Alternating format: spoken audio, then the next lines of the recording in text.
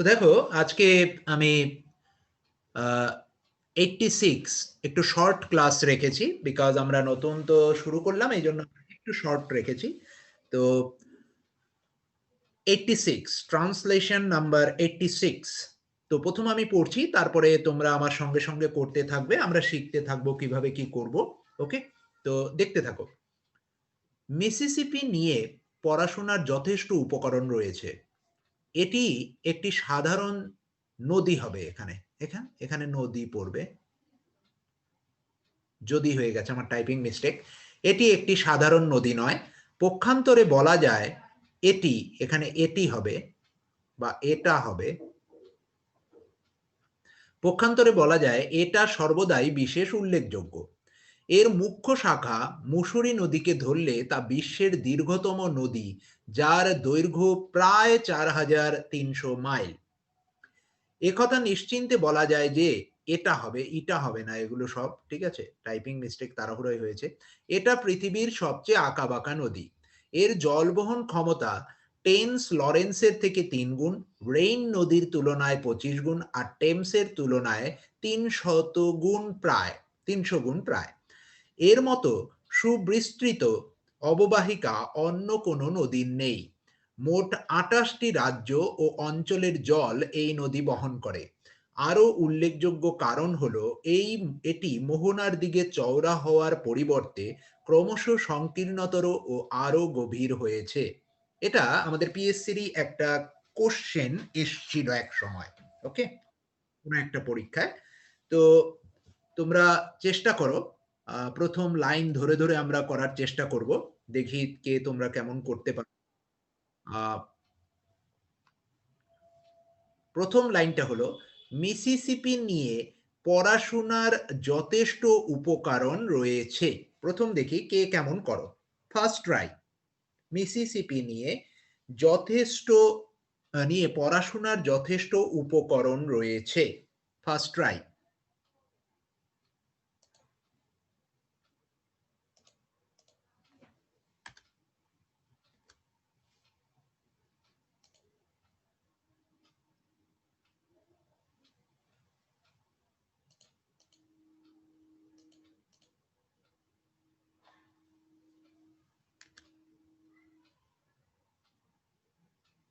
There are lots of scope to study with Mississippi.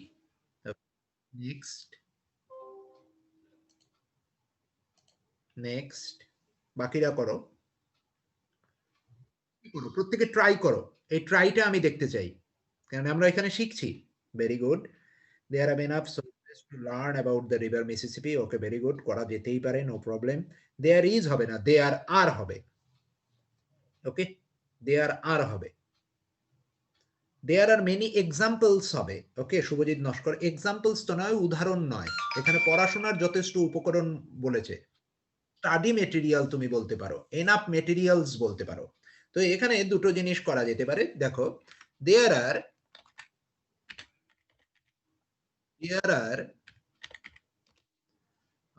enough materials। আচ্ছা, একজনকে আরেকবার একটু করে দেই, ঢুকতে পারছে। enough materials available to study Mississippi। Study about Mississippi বা স্টাডি মিসিসিপি লিখতে পারো। এই লাইনটা লিখলে তুমি, এই লাইনটা এমনি যখন তোমার মাথায় কিছু আসলো না তখন তুমি লিখতে পারলে, কিন্তু এইটাকে আরো সুন্দর করে কিভাবে রিপ্রেজেন্ট করা যায় সেটা আমি বলছি। যে এখানে খুব সুন্দর ব্যবহার হলো, দেখে নাও, যে the Mississippi, sorry, the Mississippi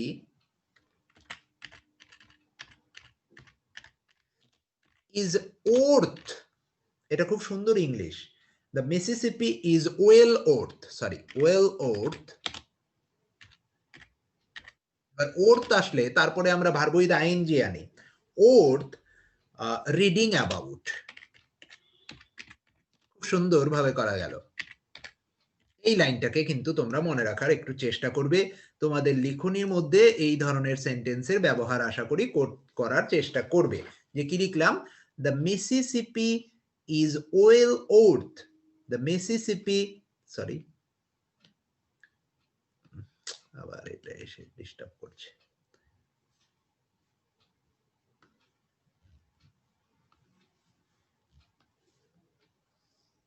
The Mississippi is well worth reading about. একটু মনে রাখার চেষ্টা করবে, খুব সুন্দর লাইন। অথবা তুমি যদি পরীক্ষার হলে এটাও লেখো, there are enough materials available to study Mississippi.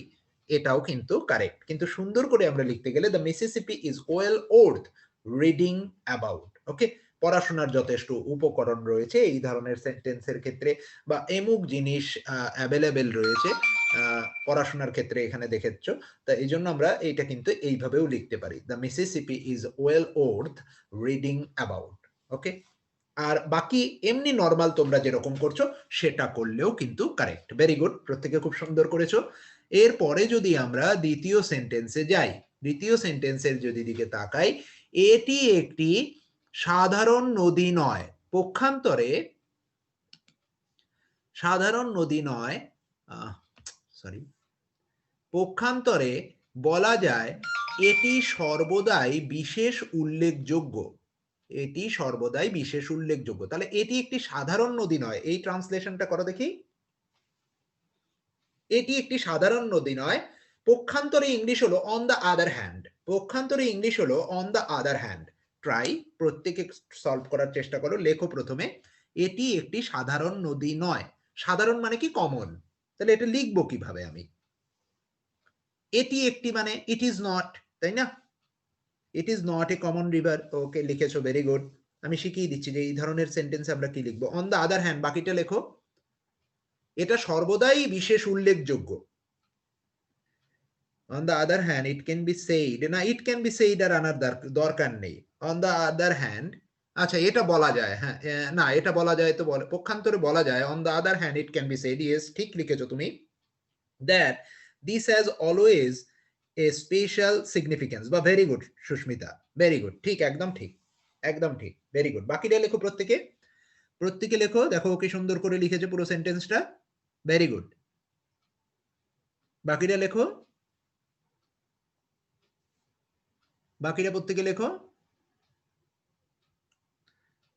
আচ্ছা দেখে নাও, এই যে এইখানটা আমরা কিসের ব্যবহার করব, এখানে দুভাবে আমরা সেন্টেন্সটাকে ইউজ করতে পারি। কি কিভাবে ইউজ করতে পারি দেখে নাও, যে it is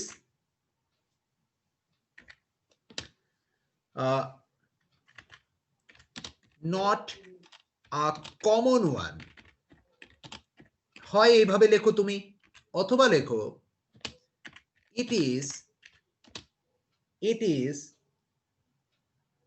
not a commonplace river. It is not a commonplace. Commonplace মানে হলো গতানুগতিক, ওকে, commonplace river. On the other hand, sorry, on the other hand,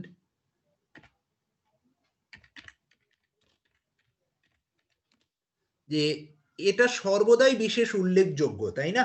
এটা বলা যায় on the other hand it can be said, on the other hand দিয়ে কমা দেব, ইট can be said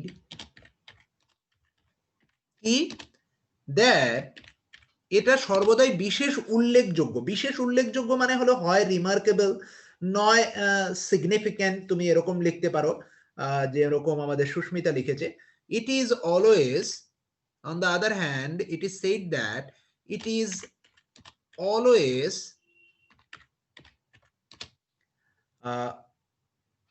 কি particularly significant, অথবা তুমি লিখতে পারো particularly significant, অথবা লেখা যেতে পারে it is always remarkable, it is always remarkable, it is always remarkable, okay. আশা করি বুঝতে পেরেছো প্রত্যেকে। Is it clear to you all? প্রত্যেকে বুঝতে পেরেছো এই জায়গাটুকু নিয়ে আমি যেটুকুনি বলতে চাইলাম, যে এখানে আমরা কিভাবে লিখতে পারি যে এই যে কমন প্লেস রিভারও তুমি বলতে পারো। এটা বারবার যে কেন আসে, দুবার গিয়ে সিলেক্ট করতে। কমন প্লেস রিভারও বলতে পারো, অথবা কমন ওয়ানও বলতে পারো। রিভার লেখার আর দরকার নেই, তাহলে সুন্দর হয় জিনিসটা। অন দা আদার হ্যান্ড আমরা কি বলতে পারি, ইট can be said. It can be said কেন আনলাম, যে বলা যায় বলে, যে এটা সর্বদাই বিশেষ উল্লেখযোগ্য। সর্বদাই মানে কি, অলওয়েজ। বিশেষ মানে কি, পার্টিকুলারলি। উল্লেখযোগ্য মানে কি, significant. It is always particularly significant, বা ইট ইজ অলওয়েজ রিমার্কেবল। অথবা কেউ যদি আরো সুন্দর করে লেখো, it bears a remarkable significance. It remarkable significance, okay, এরকমও তুমি লিখতে পারো। It always bears a remarkable significance, okay. এটাও তুমি কিন্তু এখানে অ্যাড করে দিতে পারো, যে it always bears, sorry sorry it always bears a remarkable significance. Remarkable significance, তুমি এইভাবেও এই জায়গাটাকে কিন্তু এখানে একটা স্ল্যাশ দিয়ে দেই, তাহলে তোমাদের বুঝতে অসুবিধা হবে। হ্যাঁ, remarkable significance।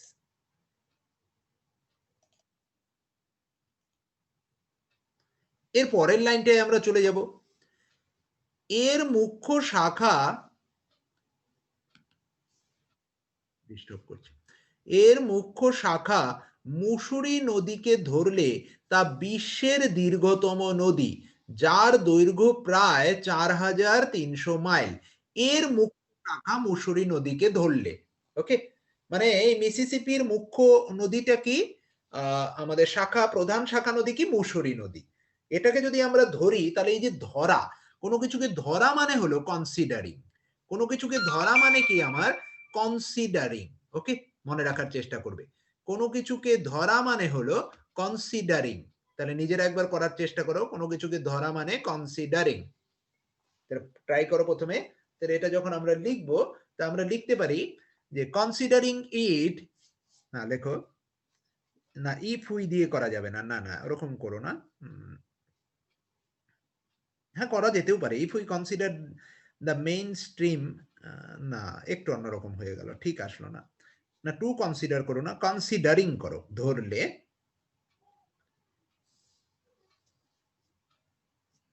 না, ঠিক আসলো না, অনেকটা কাছাকাছি গেল Kaustav.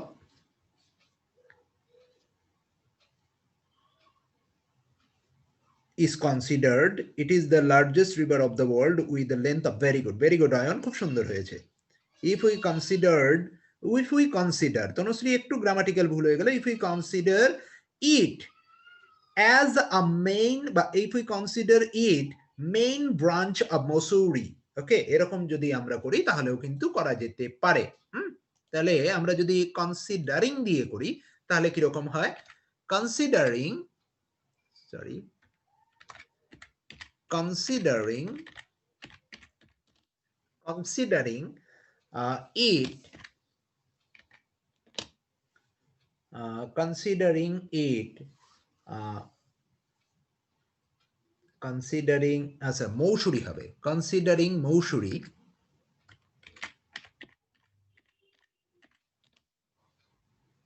its main tributary, comma, it is the longest river,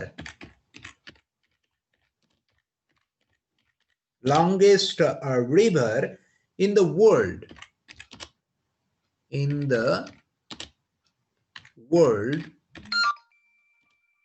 with a length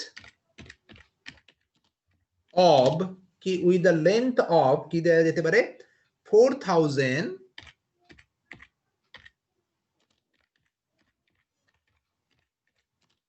and 300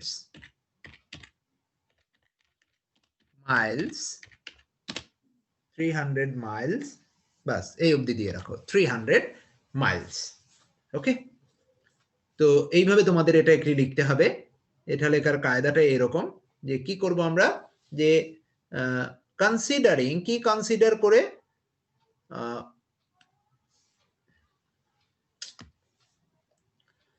মৌসুরি, its main tributary, it is the longest river in the world কি with a length of 4,300 miles, 4,300 miles।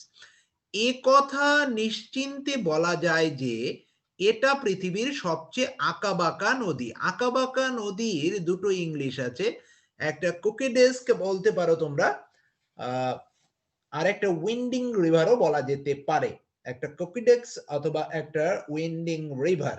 তো আগে ট্রাই করো প্রত্যেকে, তারপরে আমি দেখছি, লিখিয়ে দিচ্ছি যে এই আঁকাবাঁকা নদীকে কি বলবো। কোকিডেস্ট বলতে পারি আমরা, ক্রুকডেস্ট যাকে বলা হয়, ক্রুকডেস্ট, হ্যাঁ ক্রুকডেস্ট বলতে পারি, অথবা আর এটা হলো উইন্ডিং, হ্যাঁ এইটা উইন্ডিং বা ক্রুকডেস্ট বলতে পারি। করো দেখি, প্রত্যেকে ট্রাই করো। যে নিশ্চিত করে বলা যায় এটাকে কি লিখবো, it can certainly be said, it is undoubtedly, it is said undoubtedly that, বা ভালো, it is the highest winding river in the world। হ্যাঁ এইটা লিখলেই সবচেয়ে, উইন্ডিং রিভারটা ইউজ করো, ওটা ইউজ করার আমাদের দরকার নেই, বিকজ ওখানে অনেকটা শব্দটা মনে থাকবে না। ইট can B certainly said that it is the most winding river. বাহ, ভেরি গুড, ভেরি গুড। তাহলে আমরা এইভাবে করতে পারি, ইট ক্যান বি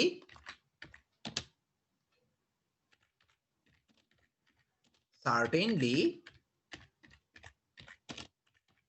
said that কি আমরা কি লিখতে পারি, it is the most winding river, it is the, said দিয়ে আবার কমা দেব না, sorry, it is the most winding river in the world, winding river in the world।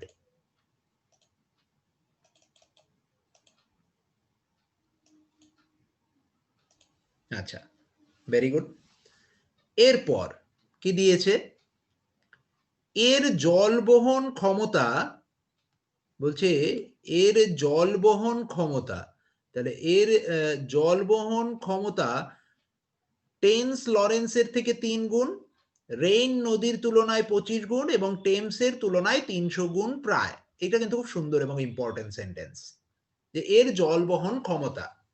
করো দেখি, অ্যাজ মাচ অ্যাজ এটার ব্যবহার করবে, এই ধরনের সেন্টেন্সে ব্যবহার করবে অ্যাজ মাচ অ্যাজ, এই ব্যবহারটা করার চেষ্টা করবে, এর থেকে ওটা বেশি, এরকমের ক্ষেত্রে অ্যাজ মাচ অ্যাজ এর ব্যবহার আনার চেষ্টা করবে। করো দেখি, প্রত্যেকে ট্রাই করো,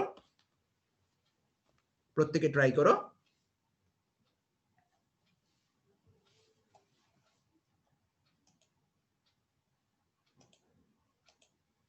আমরা কিভাবে লিখব, যে এর জল বহন ক্ষমতা, তাহলে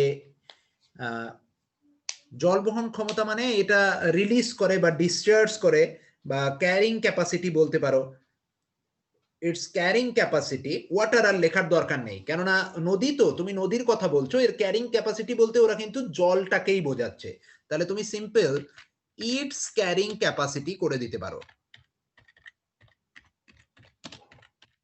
ক্যাপাসিটি, ইটস ক্যারিং ক্যাপাসিটি কি করতে পারো, is 3 times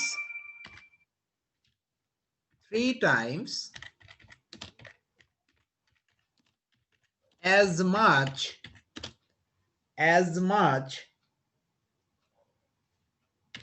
the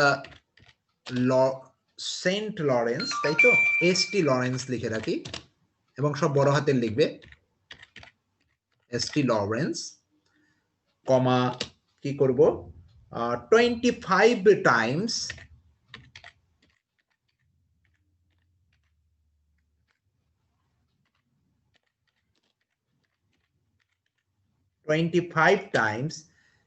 as much as কার থেকে বেশি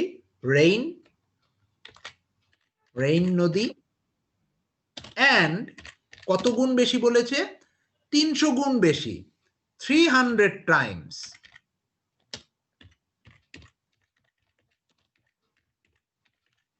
as much as the Thames.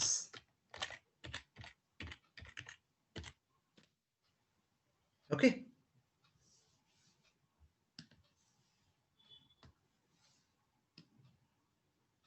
আশা করি প্রত্যেকে বুঝেছো তোমরা যে এই যে ব্যবহারটা দেখে নাও জল বহন ক্ষমতা মানে ইটস ক্যারিং ক্যাপাসিটি এটার ক্যারি নদীর কথা বলছে তো সুতরাং তোমার জল লেখার আর এক্সট্রা করে দরকার নেই তার মানে তুমি বুঝে গেলে যে এটার ক্যারিং ক্যাপাসিটি বলতে এটা জল বহনের কথাই বলেছে কি টেন্স লরেন্সের থেকে 3 গুণ তাহলে কোনটার থেকে 3 গুণ টেন্স লরেন্সের থেকে তাহলে প্রথমে কি লিখবো as much 3 Times is 3 Times ভালো করে দেখবে সেন্টেন্স স্ট্রাকচারটা কি লিখলাম যে ইটস ক্যারিং ক্যাপাসিটি ইজ কি 3 গুণ প্রথমে লাস্টে লিখবে কত গুণ সেটা লিখবে ইজ 3 টাইমস লিখলাম তারপরে অ্যাজ মাচ অ্যাজ এর ব্যবহার করবে অ্যাজ মাচ অ্যাজ কার থেকে লরেন্সের থেকে তারপরে কি করেছে 25 গুণ তাহলে 25 গুণ মানে হলো 25 টাইমস কার থেকে বড় তুলনায় রেইন নদীর অ্যাজ মাচ অ্যাজ এখানে দা হবে দা রাইন ওকে আর তারপরে কি বলেছে যে 300 গুণ তার মানে কি 300 টাইমস কার থেকে as much as the Thames বা থেমস তুমি যেরকম বানান লিখবে হ্যাঁ টেমস হবে ওটা থেমস হয়ে গেছে সরি ওটা টেমস হবে বাবু একটু ঠিক করে দিচ্ছি ওয়েট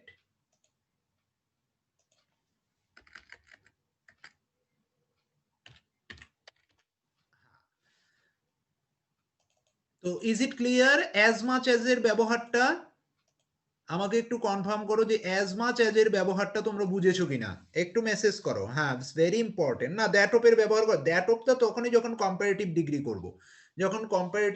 করব তখন দরকার করা যেতে পারে কিন্তু আপাতত এখানে অ্যাজ মাচ অ্যাজ মানে আমরা পজিটিভ ডিগ্রিতে রেখেই করছি ওকে অ্যাজ মাচ অ্যাজ এর ব্যবহার করবে কোনো কিছুর তুলনায় এটার থেকে এটা বেশি এরকম করলে আমরা করতে পারি বা দেন দিয়ে তোমাকে করতে হবে তখন গিয়ে তোমাকে দেন এর ব্যবহার করতে হবে দেন দ্যাট অফ এবার দেন দ্যাট অফ এর থেকে না এই অ্যাজ মাচ অ্যাজটা একটু সুন্দর হয় সেন্টেন্সের স্ট্রাকচারটা গঠন শৈলী হয় ওকে আর নাহলে ওখানে একটু বেড়ে যায় মানে কমপ্লিকেশনটা একটু বেড়ে যায় তো এরপরে আমরা যদি পরের যে সেন্টেন্স সেটার দিকে এগোই সেখানে কি দিয়েছে যে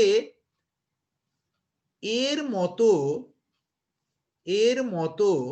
sorry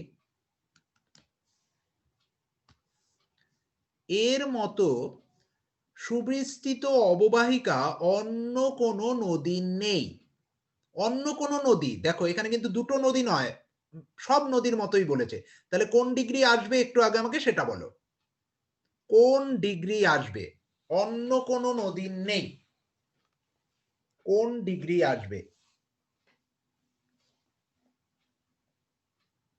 yes no other river very good no other river very good তাহলে লিখে ফেলো প্রত্যেকে ইয়েস নো আদার রিভার লিখে ফেলো প্রত্যেকে লিখে ফেলো অন্য কোনো নদী নেই আর সুবিস্তৃত মানে হলো ভাস্ট আর অববাহিকাকে আমরা বেসিন লিখবো BASIN এবার নিজেরা চেষ্টা করো প্রথমে তারপর আমি লিখিয়ে দিচ্ছি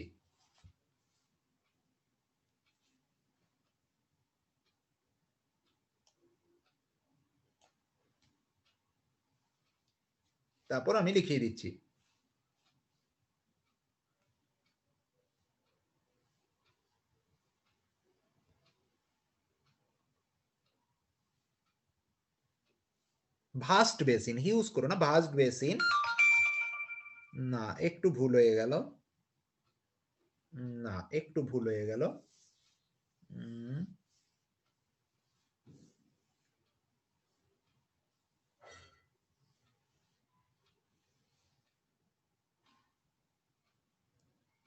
সিম্পল, এখানে বেশি কিছু লেখারই দরকার নেই। আমরা কি লিখবো, সিম্পল এখানে ইউজ করব, যে no other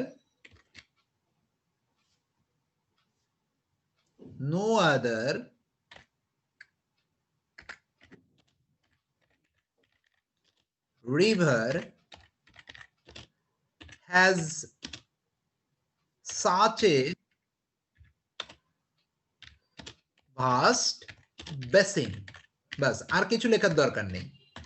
No other river has such a vast basin। ওকে,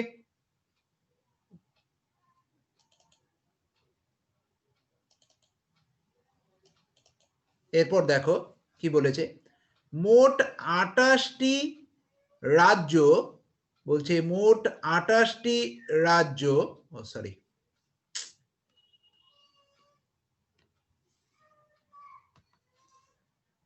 মোট 28টি রাজ্য ও অঞ্চলের জল এই নদী বহন করে। খুব সোজা সেন্টেন্স। 28টি রাজ্য মানে হলো 28 স্টেটস এবং টেরিটরিজ। ওকে, জল এই নদী বহন করে। এই এলাকাগুলোতে যে জল দরকার, তাদের জলগুলো কি করে, এই 28টা রাজ্যের যে জল দরকার সেটা এই নদীটি বহন করে। দেখি কে কিভাবে লেখার চেষ্টা করো প্রথমে।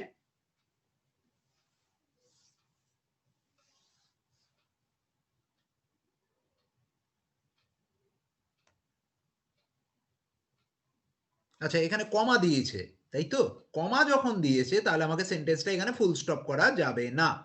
তো আমাকে কি করতে হবে, এখানে লিখে যেতে হবে। লিখে যেতে গেলে আমাকে সেন্টেন্স যখন, আমাকে কি করতে হবে, সেন্টেন্স যখন বাড়াতে হবে তখন আমাকে কি করতে হবে, আরেকটা ভার্ব আনতে হবে। আর সেন্টেন্সে যখন আমরা দ্বিতীয় ভার্ব আনি তখন আইএনজি ফর্মে আনি। তাহলে no other river has such a vast basin, যেটা কিনা ক্যারি করে, carrying the water, carrying the water as supplier, বা carrying the water as main source, যে কোনোটা করতে পারো। carrying the water as main source বা carrying the water as supplier, কাদের, of 28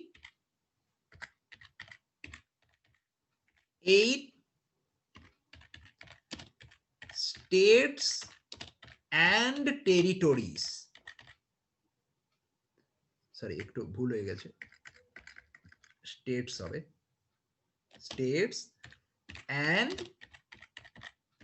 territories।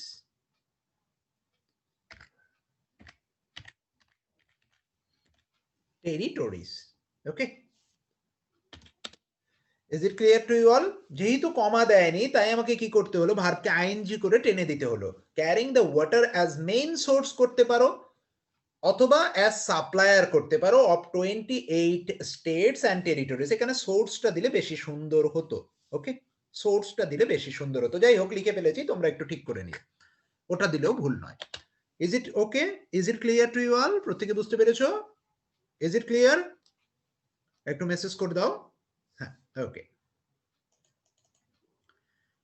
এরপর যেটা আমরা যাব, যে দেখো এখানে কি বলছে পরের লাইনটা, যে আরো উল্লেখযোগ্য কারণ হলো, আর কি উল্লেখযোগ্য কারণ হতে পারে, এরা বলছে যে আরো উল্লেখযোগ্য কারণ হলো এটি মোহনার দিকে চওড়া হওয়ায় পরিবর্তে ক্রমশ সংকীর্ণতর ও আরো গভীর হয়েছে। করো দেখি, ট্রাই করো, প্রত্যেকে ট্রাই করো। যে মোহনার দিকে চওড়া হওয়ার পরিবর্তে, মোহনার দিকে মানে হলো টুয়ার্ডস ইট মাউথ, মাউথ বলা হয় মোহনাকে, এখানে টুয়ার্ডস ইটস মাউথ বলতে পারো। ওকে, যে এর যে মুখটা আর কি, সেটাকে তোমরা বলতে পারো টুয়ার্ডস ইটস মাউথ। ওকে, তাহলে আমরা যখন লিখবো,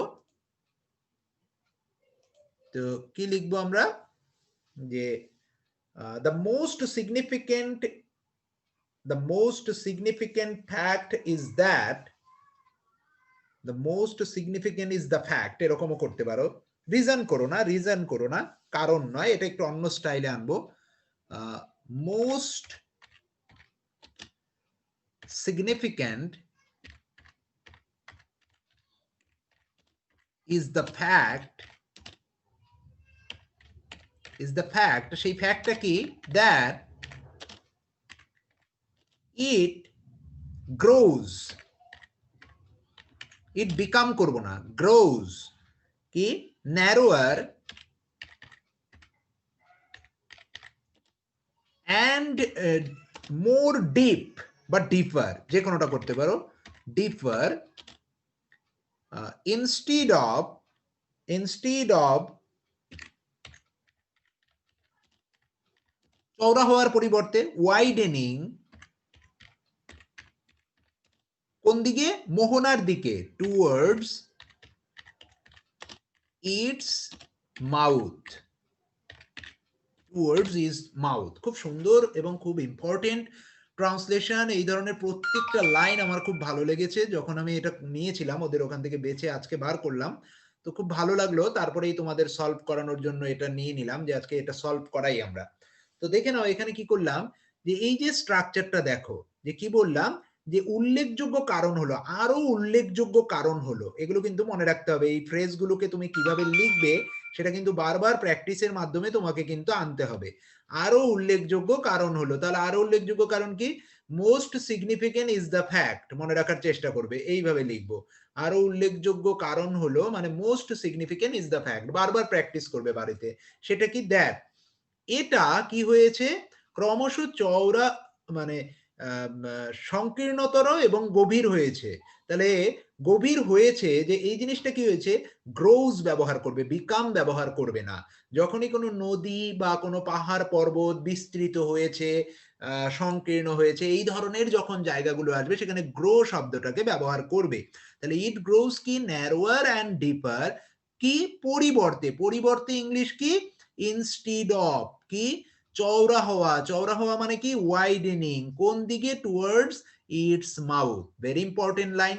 আরেকটা লাইন আমরা কোথায় শিখলাম, এই যে এই লাইনটা, যে it's carrying capacity is 3 time, এই যে অ্যাজ মাচ অ্যাজ এর ব্যবহার, as much as the ST Lawrence, 25 times as much as the Rhine and 300 times as much as the Thames।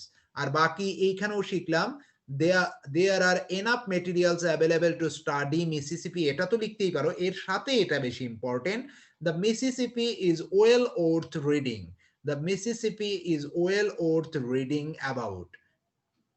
এই ধরনের সেন্টেন্স গুলো কিন্তু তোমরা একটু ব্যবহার করার চেষ্টা করবে, বারবার প্র্যাকটিস করতে থাকো। এখানে প্রত্যেকটা সেন্টেন্স কিন্তু এই সেন্টেন্সের এই ট্রান্সলেশনটার কিন্তু খুব ইম্পর্টেন্ট। আশা করি তাহলে প্রত্যেকে বুঝতে পেরেছো, এবং রেকর্ডেড ভিডিও দিয়ে দেবো, পিডিএফও তোমাদের অ্যাপে দিয়ে দেবো। ওকে, তোমরা ডাউনলোড করে নিয়ে পড়বে এবং বারবার প্র্যাকটিস করতে থাকবে। আর সামনেই আমরা শুরু করতে চলেছি, আমার ওরা আরো কিছুদিন ট্রেনিং বাকি আছে, অ্যাসাইনমেন্ট দেয়া আমাকে শিখিয়ে দেবে। আমি গ্রুপে তোমাদের একটা করে মর্নিং এ হয় ট্রান্সলেশন বা একটা প্রিসাইজ অ্যাসাইনমেন্ট দিয়ে দেব ওই অ্যাপের মধ্যেই। সেই অ্যাসাইনমেন্টটা তোমরা ওখানে করে ওখানেই জমা দেবে, আমি নিজে চেক করে নেব। ওকে, কার কেমন হলো আমি মার্কস বলে দেবো, যে কারটা বেটার হয়েছে, কারটা আরো ভালো করা দরকার, সেই রিমার্কস আমি দেওয়ার চেষ্টা করব। Is it okay to you all? প্রত্যেকে বুঝতে পেরেছো? ট্রান্সলেশনটা প্রত্যেকে বুঝতে পেরেছো? একটু মেসেজ করে দাও, তাহলে বুঝতে পারবো যে বুঝতে পেরেছো কিনা। Okay, very good. তো এই পর্যন্তই রইল। Good night to you all.